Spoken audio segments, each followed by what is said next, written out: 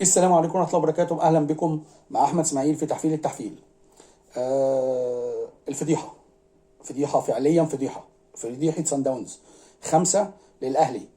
دي تاني مرة خمسة، دي تاني مرة خمسة في 4 سنين، أو يعني مدة بالنسبة لنا تقيلة. هي فضيحة، من حق جمهور الزمالك يحفل، من حق سان داونز يفرح، ولكن أنا مشكلتي فعليا مش النتيجة، مشكلتي الأداء. الأداء يا جماعة، الأداء ده من أيام موسيماني، اللعيبة دي من أيام موسيماني، اللعيبة دي هي نفس المستوى. موسيماني كان بيبقى كسبان وبيتنطط في الملعب بسبب الهجمات اللي ضايعة، بسبب الأداء الوحش، الباصات الغلط، من أيام موسيماني. وأنا بقول نفس الكلام ده. دول أشباه لعيبة، دول أشباه لعيبة، دول دول يعني تبص على كوره تلاقي اللعيبه رجليها فيها اكياس رمله تقيله، مش عارفه تباصي. الكلام ده من ايام موسيماني. كولر مدرب كويس، ولكن عنده الاخفاقات، مش عارف حتى. يعني هو خلاص بقى مبرمج على القماشه. انا عايز لعيبه، ودي بقت حجته. طب ما تلعب على القماشه زي موسيماني ما بيعمل، وقول عايز لعيبه. يعني نلعب على القماشه دي، حاول تطلع من القماشه دي نتيجه. الاداره فين؟ الاداره امير توفيق لازم يمشي. الاداره لازم تتحاسب. يعني هنقول ما هو اللي بيحاسب ربنا، بس الخطيب هو اللي يحاسب. انت كخطيب المسؤول الاول قدامنا. يعني محمود الخطيب اسطوره وحاجه كبيره ورئيس نادي الاهلي واعظم لاعب جه، ولكن الحساب فين؟ ما هو انت لو ما حاسبتش وعدلت احنا هنحاسبك انت، وانت عارف، وانتوا كلكم عارفين، وانت ابن الاهلي، ان مفيش حد كبير على الاهلي. احنا كجمهور الاهلي عايزين الاهلي. يعني الموضوع مش كده خالص. ولكن دي بالنسبه لفيديوهات الاهلي. يعني حتى تحيه لصن داونز، مش النتيجه، مش الخمسه. تحيه لصن داونز ان هو الاداء. فريق برازيلي، برازيل زمان مش دلوقتي. فريق برازيلي، فريق بيهاجم ينتج، ما بيلعبش كره دفاعيه وبيحضر من الدفاع. ولكن هو ما بقاش خايف اللي بيخش فيه، لان هو بيجيب اجوان اكتر. فدي طريقه البرازيل زمان. فتحيه ليهم، بيلعبوا الكره السهله يا جماعه. هو مش اختراع. هي الفكره ان احنا لعبتنا هي اللي بتصعب الحياه. احنا بقينا شايفين كوره مش موجوده. الكوره دي مش موجوده، الكوره دي في الملعب ما بقتش موجوده. صن داونز بيلعب كوره سهله، الكوره الطبيعيه، لعيبه حريفه، واحد قصاد واحد اعدي، اباصي، اللمسات السريعه، القرار السريع. دي كوره، دي دماغكم، دي ما فيهاش فتي، يعني ما فيهاش حاجه. فهم كويسين بيلعبوا كوره، مش جايين من الفضاء. لكن احنا اللي بقينا جايين من الفضاء. احنا بنلعب كرة غريبة، مصر كلها بتلعب كرة غريبة. يعني وزي ما قلت، من حق جمهور الزمالك يفرح، ولكن كالعادة وهقولها تاني، انت بتحفل بحاجة مش بتاعتك. انت عمرك ما كسبت خمسة، انت عمرك ما كسبت خمسة. بالعكس، انت بتحفل عليا وبتحاول تتريق عليا ان انا كسبك، انت خسران خمسة وستة، وجوه افريقيا وبره افريقيا وفي الدوري يعني مش فاهم. ويا اخي في حاجة كده، لله سبحان الله، لله. انت دايما لما بتحفل ربنا ما بيكرمش، عمره ما بيكرمكم. يعني عمر ما انتوا الموضوع بتحس كده ان ربنا وقف معاكم بعدها. النوايا يعني ممكن ده يعني ممكن الاهلي برضو فيه شويه، ولكن اغلبيه الجمهور بيحفل لمجرد التحفيل.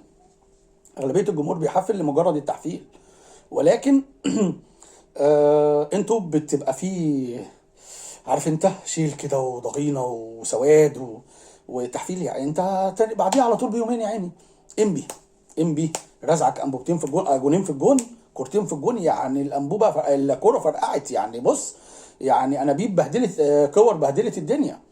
يا راجل ده جونين على مين؟ الواد حط كوبري يعني. فاحنا يعني انتوا من ربنا ما بكمش، انتوا فريق ضايع، وعمر فريقكم كجمهور زمالك ما بيستر. فانتوا بتلحقوا تحفلوا عشان مجرد بس تضايقني، ولكن مش عشان انت قوي ولا انت فريق قوي. يعني كارثه ان انت بتحفل الخمسه دي مش بتاعتك. يعني الخمسه دي عمرك ما جبت خمسه. انت لو جبت فيها خمسه هتموت. انت بعد الخمسه الاولانيه انا جبتك خمسه، رزعتك. وبعد الخمسه دي انت شلت من انبي، وجمهورك بيعمل خمسه، بقى ترتيبه الخامس في الدوري. اقدار ونوايا وحاجه كده. عمر ربنا ما بيكرمكم ابدا ابدا ابدا. فدي نقطه مهمه. طيب سيبك من دي، انا عايز اتكلم على الاهلي شويه. الاهلي واللعيبه وموسيماني. هصنف اللعيبه. شناوي في حته تانية. يعني انا نفسي اعرف مين اللي اخترع الكلمه دي. انا من جمهور الاهلي وشايفه في حته، هو في حته تانية فعلا غير حراسه المرمى. يا شناوي هو في حته تانية غير حراسه المرمى. اخطائه كارثيه.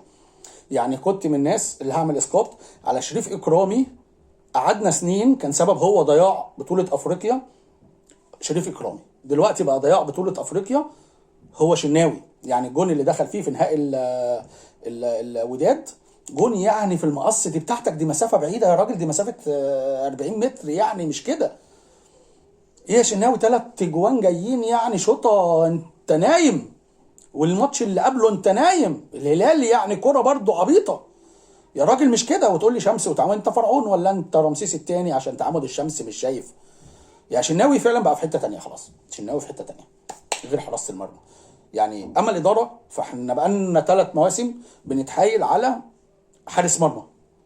يعني انا مش فاهم بصراحه ايه القصه. امير توفيق صفقاته كلها مضروبه، في شبهه كده كده، في شبهه، في مشكله كده.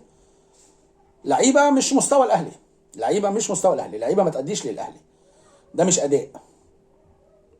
احنا ما نلعبش كوره، احنا لاول مره في التاريخ يا مؤمن نفتقد روح رجوع الاهلي. احنا كنا لما بنتغلب هنخش افريقيا، هنكسب الماتش الجاي، لكن ما فيش. فلعيبه خلتنا عندنا لا مبالاه واستسلمنا، ودي عمرها ما حصلت في الاهلي ان احنا نستسلم ونقول ان الموضوع مش عارفين نرجع، او ما بقاش عندنا ثقه في اللعيبه ان هي ترجع.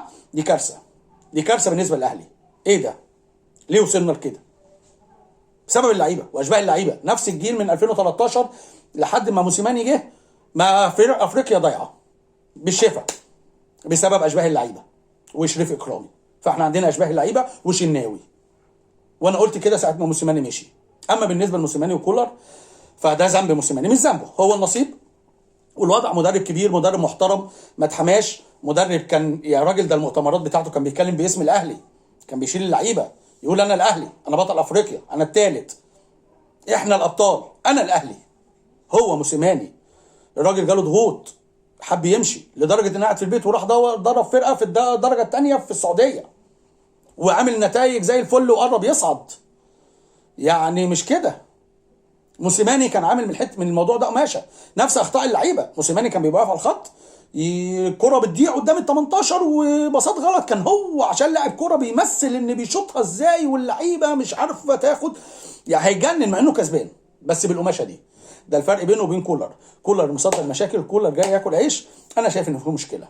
الخطيب لازم يحاسب كل اللي تحتيه، لا اما الحساب هيبقى عندك انت. احنا كده كده صعب قوي. ولكن احنا كجمهور بالنسبه للنادي الاهلي احنا مالناش غير النادي الاهلي. وزي ما اتقال وزي ما دايما بنقول، للجمهور في الشده طبيبك. انت حبيبه وهو حبيبك،